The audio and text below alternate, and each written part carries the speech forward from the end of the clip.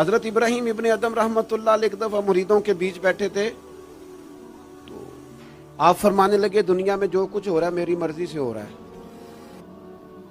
بعض بندے پریشان بھی ہو جاتے ہیں جلدی کے، اتنا بڑا دعویٰ کر دیا ہے.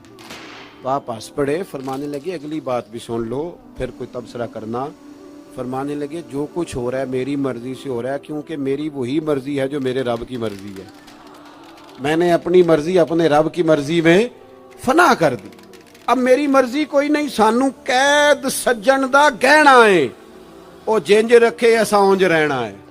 ہم نے چھوڑ دی اپنی مرضی، اپنا ہے ہی کچھ نہیں. ہم نے نہ کبھی قطرے پہ غور کیا اور نہ دریا دیکھا، بس جہاں تیری جھلک دیکھی وہیں ڈوب گئے. چھوڑ دو. یہ اس نے یہ کیوں کر دیا؟ وہ خواجہ نظام الدین صاحب محبوب الہی رحمتullah علیہ کے ایک مرید نے ایک دفعہ آ کے کہا حضور بڑی ہو گئی درگزر فقیری درویشی بڑی ہو گئی، اب جو میرے رستے میں کانٹے بچھائے گا میں بھی اس کے رستے میں بچھاؤں گا. اور بڑے غصے سے بول رہا تھا. فقیر فقیر ہوتے ہیں.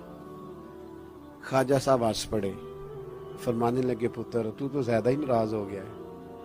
کہنے لگا نہیں حضور ہمیں کچھ کرنا نہیں آتا، ہمیں بھی سارا ہی پتا ہے سٹ تے پکھڑا کوار گندل اسی اور بھی بوٹیاں جاننے ہاں، ہمیں بھی سارا ہی پتا ہے. نمٹ نہیں لینا سویرے، جو ہمارے رستے میں کانٹے بچھائے گا سویرے اس کی گلی میں بھی بچھے ہوں گے. تو حضرت محبوب الہی فرمانے لگے پتر آدھے رستے میں تیری ضد میں وہ کانٹے بچھا دے گا اور آدھے میں تو اس کی ضد میں بچھا دے گا، تو پھر تو جو عام راہگیر ہوں گے ان کے بھی پیر زخمی ہوں گے. تو تمہاری لڑائی میں تو مخلوق پریشان ہو گئی. عرض کی حضور یہ تو آپ نے ٹھیک کہا ہے.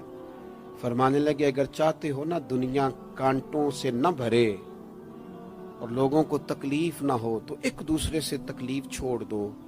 یہ مت سمجھنا تیرا ایک بندے سے اختلاف ہے، تیرا ایک سے اختلاف ہوتا ہے اس کے اثرات دائیں بائیں بھی جاتے. حضور پھر کیا کروں؟ فرمایا اسے بچھانے دے، وہ بچھاتا جائے تو اٹھاتا جا، تو اٹھاتا جا. ویسے بھی جو کام ساری دنیا کر رہی ہوتی ہے وہ تو سارے کر ہی رہے ہوتے ہیں، کوئی ذرا ہٹ کے بھی کرنا چاہیے. جتن جتن تے ہر کوئی کھیڈے، جتن جتن تے ہر کوئی کھیڈے، تو ہارن کھیڈ فقیرا، جتن دا مل کوڈی پیندا ہی ہارن دا مل ہیرا. کبھی بندہ ہارے بھی اپنے دل سے بوجھ اتار دے، نفرت کو دور کر دے. عداوت دشمنی اگر کسی وقت رکھنی ہے تو اللہ رسول کے دشمن سے.